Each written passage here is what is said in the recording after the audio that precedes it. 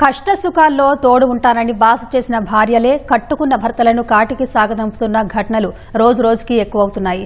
భర్త అనారోగ్యానికి తోడు తన చెడు అలవాట్లకు అడ్డు చెబుతున్నాడని ఓ భార్య భర్తను అతి దారుణంగా హత్య చేసింది.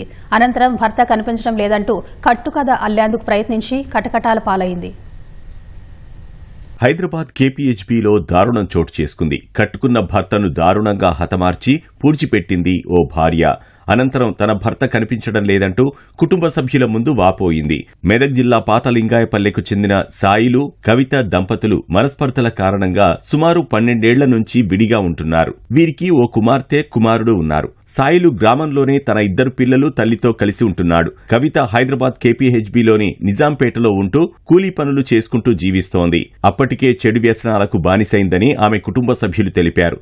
భర్త దూరంగా ఉంటున్నా అప్పుడప్పుడు కవిత పిల్లలను చూసేందుకు ఊర్లోకి వెళ్లొచ్చేదని, ఆ సమయంలో కూడా భార్యాభర్తలకు గొడవలు జరిగేవని గ్రామస్తులు తెలిపారు. ఈ క్రమంలో ఎలాగైనా భర్త సాయిలు అడ్డు తొలగించుకోవాలని కవిత నిర్ణయించుకుంది. గ్రామంలో ఉంటే తన పని జరగదని తెలివిగా భర్తను నగరానికి తీసుకువచ్చింది. కవిత ఈ సాయిల్ అంటోళ్ళు ఒక 10-15 సంవత్సరాల నుంచి దూరం ఉన్నారు సార్. ఒకరికొకరు నమ్మకం లేదు. అయితే ఈ కవిత అంటే ఆమె ఇక్కడ హైదరాబాద్ లో కూలి పని చేసుకుంటూ ఇక్కడ ఉంటది. సాయిల్ అంటాడు లింగాయపల్లి ఇక్కడ కూలి పని చేసుకుంటూ ఆయన ఉంటాడు. అయితే ఓలోకోలు ఈ పిల్లలు 2 పిల్లలను ఒక కొడుకు ఒక కూతురు ఇద్దరిని ఈ సాయిలే పోషిస్తాడు. ఏనాడు కూడా కవిత దగ్గరికి పిల్లలు రారు. కవిత ఈ సాయిల్ వాళ్ళకి సంబంధించిన బంధువులలో చనిపోయినట. ఆ చనిపోయిన దాంట్లో వీళ్ళిద్దరు కలిసి అక్కడికి చేరుకున్నారు. చేరుకోగానే తర్వాత ఎన్ని రోజులకి కూలి పని చేసుకుంటుంటావు నువ్వు, హైదరాబాద్ పోతే మనం బాగా పైసలు సంపాదించుకోవచ్చు, మనం వెళ్ళిపోదామని చెప్పేసి ఆయనకు నచ్చ చెప్పినట్టు. అయితే వచ్చేసిండు. కవిత తన భర్త సాయిలును ఈ నెల 12న నిజాంపేట తీసుకొచ్చింది. సాయిలు అప్పటికే గ్రామంలో ఒకరి దగ్గర డబ్బులు తీసుకుని అతడి దగ్గరే పనిలో చేరాడు. సాయిల్ను పంపేందుకు ఆ యజమాని అడ్డు చెప్పగా 24,000 రూపాయలు చెల్లించి మరీ కవిత హైదరాబాద్ తీసుకొచ్చిందని గ్రామస్తులు తెలిపారు. ఈ నెల 18న సాయిలు రాత్రి మద్యం సేవించి రావడంతో కవితతో గొడవ జరిగినట్లు సమాచారం. మధ్యరాత్రి సాయిలు నిద్రించిన తర్వాత ఇదే అదునుగా భావించిన కవిత భర్తను చంపడానికి సిద్దమైంది. తన సోదరి సహాయంతో సాయిలు మెడకు వైరు చుట్టి కరెంట్ షాక్ పెట్టింది.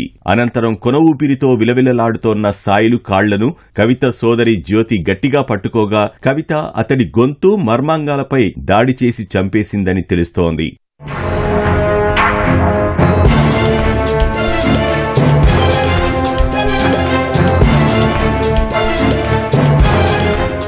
సాయిలు చనిపోయాడని నిర్ధారించుకున్న తర్వాత మృతదేహాన్ని ఏం చేయాలో తెలియక నిందితులు అర్ధరాత్రి నుంచి ఉదయం 5 గంటల వరకు తర్జన భర్జన పడ్డారు. కవిత సోదరి భర్త మల్లేశం సాయంతో సాయిలు మృతదేహాన్ని టార్పాలిన్ కవర్లో మూటగట్టారు. 3,000 రూపాయలకు ఆటో మాట్లాడి జోగిపేట వైపు తీసుకువెళ్లారు. మృతదేహాన్ని అటవీ ప్రాంతంలో విసిరేసేందుకు ప్రయత్నించగా ఆటో డ్రైవర్కు అనుమానం వచ్చింది. మూటలో ఏముందని అతను ప్రశ్నించగా సమాధానం దాటవేశారు. దీంతో వారిని గట్టిగా మందలించిన డ్రైవర్ వారిని అదే ఆటోలో తిరిగి మిత్రాహిల్స్ కు తీసుకువచ్చి వదిలి వెళ్లాడు. నిందితులు చీకటి పడ్డాక మిత్రాహిల్స్ కు సమీపంలోనే నిర్మానుష్య ప్రాంతానికి తీసుకువెళ్లి మృతదేహాన్ని పూడ్చిపెట్టారు.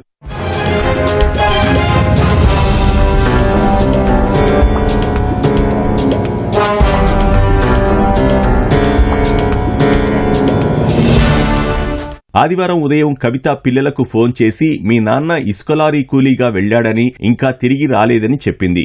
సాయిలు పిల్లలు తమ తండ్రి కనిపించడం లేదని గ్రామ పెద్దలకు సమాచారం చేరవేశారు. వారు కూడా కవితకు ఫోన్ చేసి ఆరా తీయగా ఇసుకలారీ కూలీగా వెళ్లిన సాయిలు తిరిగి రాలేదని చెప్పింది. గ్రామస్తులు వెంటనే కవితను పాతలింగాయపల్లె పిలిపించి సాయిలు ఏమయ్యాడని కవితను గట్టిగా మరోసారి ప్రశ్నించారు. ఆమెపై అనుమానం వచ్చి స్థానిక పోలీసులకు సమాచారం ఇచ్చారు. మరోపక్క శనివారం రోజే కేపీహెచ్బీ పోలీసులకు ఆటో డ్రైవర్ ద్వారా ఘటనపై సమాచారం అందింది. ఘటనపై దర్యాప్తు ప్రారంభించిన పోలీసులు సీసీ కెమెరాల ఆధారంగా కవిత గురించి తెలుసుకున్నారు. మిత్రాహిల్స్ కు వెళ్లగా కవిత కనిపించలేదు. ఆదివారం అర్ధరాత్రి పాతలింగాయపల్లెకు వెళ్లి కవితను అదుపులోకి తీసుకుని ప్రశ్నించగా నేరాన్ని అంగీకరించినట్లు సమాచారం. అనంతరం జ్యోతి, మల్లేశంను పోలీసులు అదుపులోకి తీసుకున్నారు. మృతదేహాన్ని పాతిపెట్టిన చోటుకు వెళ్లారు. వైద్యులు, ఎంఆర్ఓ సమక్షంలో సాయిలు మృతదేహాన్ని పోలీసులు ఇవాళ బయటకు తీసి పోస్టుమార్టంకు తరలించనున్నారు. ఆ సాయిల్ వాళ్ళ తల్లి వాళ్ళ బిడ్డ నా దగ్గరికి వచ్చారు. ఇట్లా మా నాయన కనబడతలేడట, ఇట్లా ఫోన్ కలుస్తలేదని చెప్పి నా దగ్గరికి వస్తే ఈ కవితకు ఫోన్ చేసిన నేను. కవిత నీ దగ్గరికి వెళ్ళి పోయిండట కదా, మరి ఎన్ని గంటలకు పోయిండు, ఎప్పుడు పోయిండు, ఏమైండు, ఎటు పోయిండు అని చెప్పేసి కవిత నిలదీస్తే శుక్రవారం సాయంత్రం 6 గంటలకు ఉష్కలారి కాల్ చేస్తా అని చెప్పేసి నా దగ్గరికి వెళ్ళిపోయిండు, 50,000 తీసుకొని పోయిండు అని చెప్పి కవిత అన్నది. ఉష్కలారి కాల్ చేస్తే పోయేటోడు 50,000 ఎట్లా తీసుకొని పోతాడు అమ్మ, ఇది కరెక్ట్ కాదు, ఇది వాస్తవం ఉన్నది చెప్పు అని చెప్పిన. అంటే లేదు నాయన, ఉష్కలారి కాల్ చేసి ఇంటికి పోయి లింగాయపల్లికి పోయి నేను అప్పు కట్టేస్తా అని చెప్పేసి 50,000 తీసుకొని వచ్చిండు అని చెప్పేసి ఆమె చెప్పింది. చెప్పగానే నువ్వు లింగాయపల్లికి వస్తున్నావు, నువ్వు ఆడున్నావా, నీ చేస్తాను మాకు గట్టిగా తెలవాలని నీ మీద అనుమానం వస్తుందని చెప్పగానే నేను సాయంత్రం ఆయన 6 గంటలకు మా దగ్గరికి వచ్చింది కవిత. రాగానే కవితను అడిగిన ఏమైందమ్మా అంటే సేమ్ ఇదే మ్యాటర్ చెప్తోంది. ఒకవేళ నువ్వు రాత్రి వెళ్ళిపోతామని చాలా మంది అంటున్నారు ఇంటికి, ఎందుకంటే నువ్వు చదువుకొని పోతుంది వచ్చిందని చెప్పి చాలామంది అనుమానం వ్యక్తం చేస్తున్నారు. నువ్వు రాత్రి వెళ్ళిపోయినావు అనుకో, నీ మీదే కాంప్లైంట్ చేస్తావు, నువ్వే చంపేసినట్టు లెక్క. ఒకవేళ నువ్వు పొద్దుగాల దాకా ఉన్నావనుకో, నిన్ను తీసుకుపోయి పోలీస్ స్టేషన్, లోకల్ పోలీస్ స్టేషన్లో ఎక్కడైతే తప్పిండో అక్కడ పోలీస్ స్టేషన్లో కంప్లైంట్ ఇప్పిస్తా, పొద్దుగాల దాకా ఉండ అని చెప్పేసి నచ్చ చెప్పిన. సరే నీ మాట ప్రకారం ఉంటా అని చెప్పేసి రాత్రి ఉండదు. పండుకున్నాక రాత్రి 2 గంటల రాత్రి ఇక్కడ నుంచి 2:30 ప్రాంతాల్లో పోలీసు వాళ్ళు వచ్చారట. వచ్చి కవితను వేసుకొని ఇక్కడ పోలీస్ స్టేషన్ తీసుకొని వచ్చి ఆమెతోని ఆయన 15-20 సంవత్సరాల నుంచి విడిపోయారు. ఆమె దగ్గర ఉండడు అసలే. ఇప్పుడు గత ఒక 3-4 రోజులు 5 రోజుల నుంచి అక్కడ వచ్చి ఏం చెప్పింది ఇక్కడ దొరికొచ్చి చంపేసింది. కాకుండా ఆమె మాత్రం చాలా డేంజర్. ఈ హైదరాబాద్కి వచ్చి ఆమె పెద్ద రౌడీ అనే లెక్కల అంటారు చాలా మంది. ఆ రకంగా చేసింది. ఆమె ఖచ్చితంగా వాళ్ళకు, ఆమెతో పాటు వాళ్ళ చెల్లెలకి, వాళ్ళ మరిదికి, ఇంకా వారితో పాటు ఎవరెవరు ఉండో వాళ్ళు ఖచ్చితంగా శిక్ష పడవలసిందే. వీళ్ళని చూసి ఇంకా 10 మంది నేర్చుకొని ఇంకా సమాజం అంతా సర్వనాశనం అవుతుంది. ఈమె వెళ్ళిపోయినా చిన్నప్పటి నుంచి పోషించి పెద్దగా చేసిండు వాళ్ళ తండ్రి, పిల్లలను అంతా సేవ చేసిండు. ఇప్పుడు పిల్లల పరిస్థితి ఆగమే. మా మమ్మీ మా డాడీ సిటీకి వచ్చిర్రు, 4-5 డేస్ ఉన్నారు. శుక్రవారం ఫోన్ చేసి మీ డాడీ లేడు, కనిపిస్తలేడు అని మాకు ఫోన్ చేసింది. ఎందుకు ఏడికి పోయిండు అంటే ఉష్కలారీలకు పోయిండు, ఇంకా రాలేడా అంటే ఎందుకు తోలిచ్చినావు నువ్వు అంటే 50,000 ఇచ్చి పంపించినాము, వస్తాడేమో అనుకున్నా కానీ రాలేడు అన్నది. తర్వాతకించి మరి బాపుని ఎట్లా తొలుకోను అట్లా తొలుకొని రా అని చెప్పిన. లేని ఏడికేం తొలుక రావాలని అన్నది. ఊరికి రమ్మన్నాము, ఊరికి వచ్చింది. ఊరికి వచ్చిన తర్వాత మా చుట్టుపక్కల వాళ్ళందరూ అడిగిర్రు ఏం చేసినావు, ఎందుకు తోలుకోయినావు అని. ఉంటాడు కదా అని పోతే ఉండలేడు, పోయిండు నాకు అడిగని అన్నది. ఇక నైట్ స్టే చేసింది మా దగ్గర. ఈ పోలీస్ వాళ్ళ అంకుల్ వచ్చి తీసుకొచ్చి ఎప్పుడైనా వస్తే ఆమె అప్పుడప్పుడు వచ్చిపోతుండే. నాకు 5 years, మా తమ్ముకు 3 years ఉన్నప్పుడు వెళ్ళిపోయింది.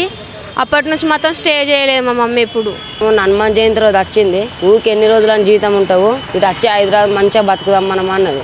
మా నాన్న సరే మరి అన్నాడు. ఒక వాళ్ళతో జీతం ఉండే మా నాన్న, అలాగే కొన్ని పైసలు ఇచ్చాడు, మేము ఇచ్చినాము. మా మమ్మీ తీసుకొచ్చింది, ఇచ్చేసినాము.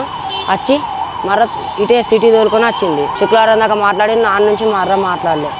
మమ్మీ ఎందుకు నాన్న కనిపిస్తలేడే అంటే పోయినరా ఉష్కలారికి అని పోతున్నాడు, ఇంకా రాలేడు, శుక్రవారం సాయంత్రం 6 గంటలకు పోయిండని చెప్తాడు. సాయిలు మరణంతో అతని 2 పిల్లలు అనాథలుగా మారారు. ఇన్ని రోజులు సాయిలు కష్టపడి తల్లిని పిల్లల్ని పోషించాడని గ్రామస్తులు చెబుతున్నారు. నిందితులకు కఠిన శిక్ష పడేలా చేయాలని అధికారులను వేడుకుంటున్నారు.